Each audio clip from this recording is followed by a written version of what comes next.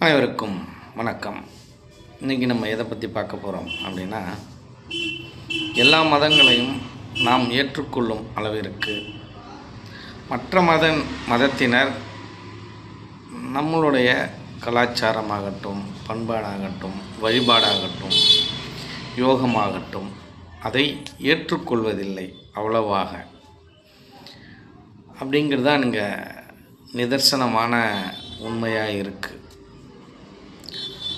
ஆனால் இந்தியாவை பொறுத்த வரைக்கும் இந்தியாவோட கலாச்சாரம் பண்பாடு என்ன அப்படின்னா, வந்தாரை வாழ வைக்கும் நாடு.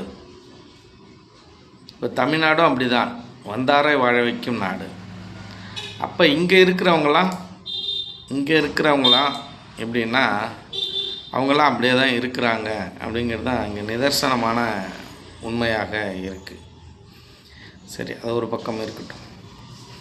இப்போ இந்த மற்ற மதங்கள் அப்படின்றது, இப்போ ஒரு இஸ்லாத்தாக இருக்கட்டும், ஒரு முஸ்லீம் நம்ம மதத்தோட வழிபாட்டு முறையை கையாளுவதும் அந்த யோக மார்க்கத்தில் ஈடுபடுவதும்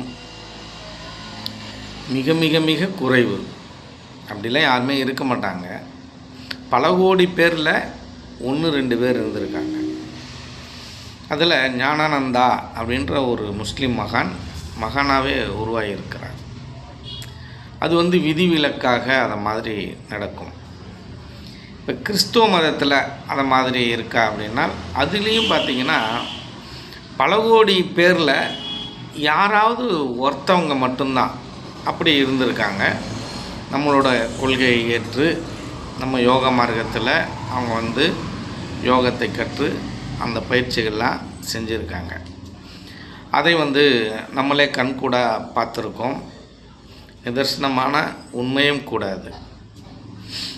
இப்போ நம்மளுடைய இந்த தமிழ் மரபில் இருக்கிறவர்கள் என்ன பண்ணுவாங்க அப்படின்னு கேட்டிங்கன்னா, முஸ்லீமோட அந்த மசூதிக்கும் போவாங்க.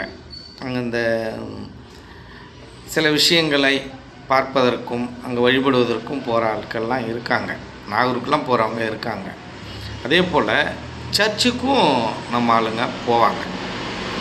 சர்ச்சுக்கும் போய் அங்கே வழிபடுவாங்க. அதுக்கடுத்தாற்போல் ஐயப்பன் கோயிலுக்கு போகணுன்னா, கேரளாவுக்கு போகணுன்னா அங்கேயும் போவார்கள்.